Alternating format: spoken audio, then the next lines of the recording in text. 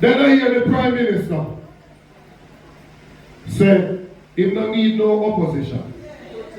Because his supporters hold him accountable. That is because his supporters don't have no problem with the bank account.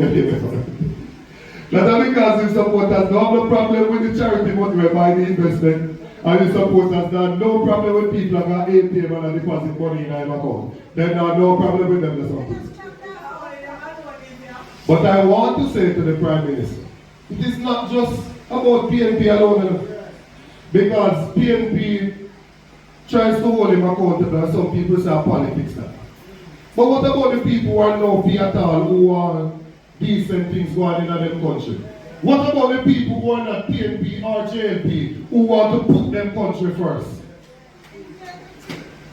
You know I use this slogan, but then when the people never want to say Jamaica come first.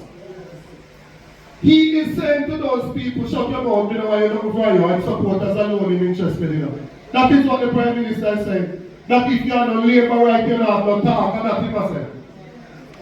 Tell you what kind of Prime Minister is. We have a duty, comrades. We have a duty. I hope you understand the assignment. We have to get rid of this man, you know. We have to get rid of this man forthwith.